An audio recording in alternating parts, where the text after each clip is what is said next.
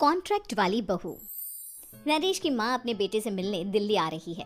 इस बात का पता चलते ही नरेश के दिल में हलचल मच जाती है। नरेश अपनी माँ के स्वागत की तैयारी में लग जाता है। साथ ही उसे डर भी सताने लगता है कि उसकी माँ कहीं अपनी पुरानी जिद पर फिर से बैठ ना जाए। हे भगवान, इस बार बचा लो, अगले साल पक्का माँ की जिद पूरी कर दूंगा। तभी दरवाजे की घंटी बजती है। नरेश दरवाजा खोलता है तो सामने अपने मकान मालिक को देखकर हैरान हो जाता है, क्योंकि उनके साथ एक सुंदर सी लड़की भी थी। अब नमस्ते अंकल, कुछ काम था, मुझे बुला लेते। आपने क्यों कष्ट किया? अरे नहीं नहीं, इसमें कष्ट कैसा, मैं तो बस तुम्हें रीना से मिलवाने आया था। आज से रीना तुम्हारे साथ इसी फ्लैट में रहेगी। अंकल, कोई लड़का फ्लैटमेट नहीं है? एक अनजान लड़की के साथ रहना मेरे लिए थोड़ा अजीब होगा। देखो नरेश, मैं तुम्हें पहले भी बता चुका हूँ कि इस फ्लैट में तुम्हें किसी ना किसी के साथ एडजस्ट करना ही होगा, या फिर तुम अकेले पूरे फ्लैट का किराया दे दो, मैं किसी को नहीं रखूंगा। नरेश अपने मकान मालिक की बात सुन के रीना के साथ रहने के लिए तैयार हो जाता है, पर अंदर ही अंदर उसे ये बात खाने लगती है कि वो अपनी माँ को क्या जवाब देगा जब उसकी माँ रीना के बारे में उसे पूछेगी। दिन बीतने लगते हैं। नरेश और रीना अच्छे दोस्त भी बन जाते हैं, पर अभी भी नरेश अपनी प्रॉब्लम का सलूशन नहीं ढूंढ पाता। एक दिन नरेश बहुत परेशान सा बैठा होता है। तभी रीना उसे पूछती है, क्या हुआ नरेश, तुम काफी परेशान लग रहे हो, सब ठीक तो है ना? हाँ सब ठीक है, बस एक छोटी सी प्रॉब्लम है। वो एक्चुअली 2 दिन बाद मेरी माँ मुझसे मिलने आ रही है। अरे तो इसमें प्रॉब्लम क्या है, ये तो खुशी की बात है। हाँ रीना, बट मेरी माँ एक जिद लेकर बैठ गई है कि मैं शादी कर लूँ, पर मैं अभी इस चीज़ के लिए तैयार नहीं हूँ। ऊपर से जब वो तुम्हें देखेगी तो 100 सवाल करेगी, क्या जवाब दूंगा? अरे इसमें कोई टेंशन वाली बात नहीं है, मेरे पास ना इस प्रॉब्लम का सलूशन है, जिससे ना तुम्हें शादी करनी पड़ेगी और ना ही तुम्हारी माँ मेरे बारे में कुछ पूछेंगी। रीना की बात सुनकर नरेश सोच में डूब जाता है। वो सोचता है कि रीना खुले ख्यालों वाली लड़की है, कहीं माँ को सच बता ना दे। नरेश को सोच में डूबा देखकर रीना कहती है, अरे क्या हुआ, किस सोच में पड़ गए? डोंट वरी, जैसा तुम सोच रहे हो ना वैसे कुछ भी नहीं है, मेरे पास एक प्लान है। मैं कुछ समझ नहीं पा रहा हूँ, कैसा प्लान? मैं समझाती हूँ।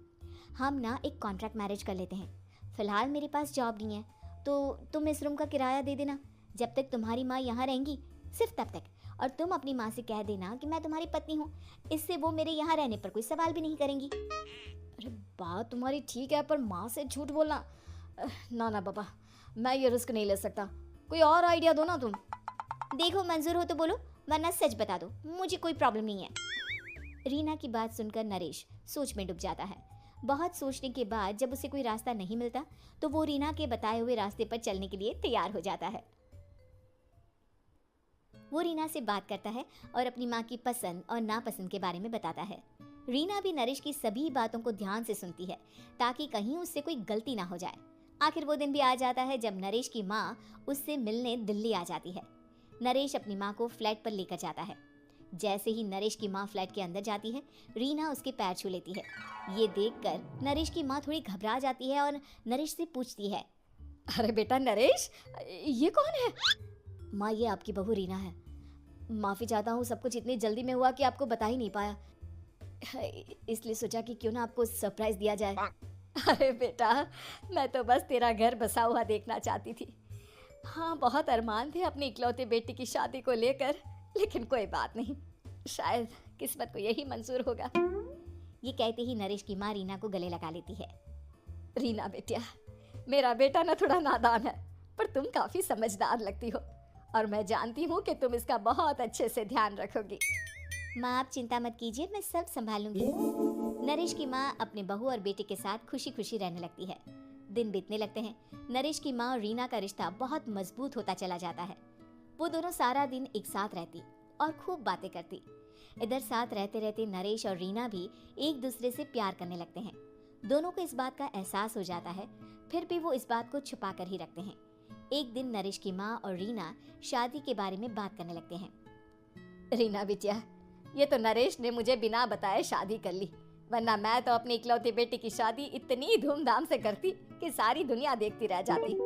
अच्छा माँ, आप ऐसा भी क्या करती नरेश और मेरी शादी में जो दुनिया देखती रह जाती?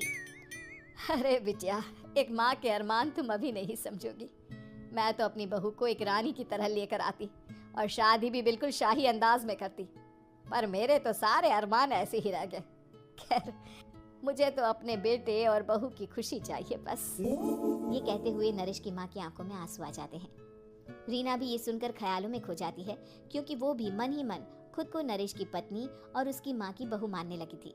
शाम को जब नरेश ऑफिस से घर आता है तो रीना खुद को रोक नहीं पाती और नरेश के सामने उसकी माँ को अपने और नरेश के रिश्ते का सारा सच बता देती है।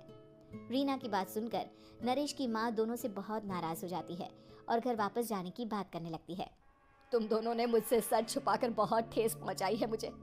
अब तुम लोगों के साथ नहीं रहना चाहती मैं। कल ही वापस चली जाऊंगी अपने घर। माँ, मुझे माफ कर दो। ये सब मैंने रीना के कहने पर ही किया है, वरना मैं भी आपको कभी ठेस पहुंचाने के बारे में सोच भी नहीं सकता।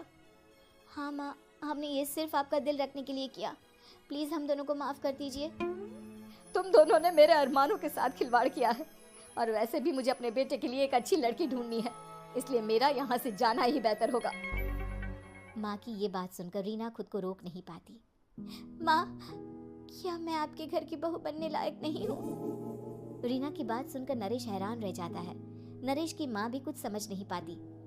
मैं कुछ समझी नहीं, आखिर तुम कहना क्या चाहती हो? माँ, मैं वो नरेश से बहुत प्यार करती हूँ और साथ ही साथ मैं आपको भी अपनी माँ मान बैठी हूँ। आज जब आपकी बातें सुनी तो खुद को रोक नहीं पाई, इसलिए सारा सच आपको बता दिया।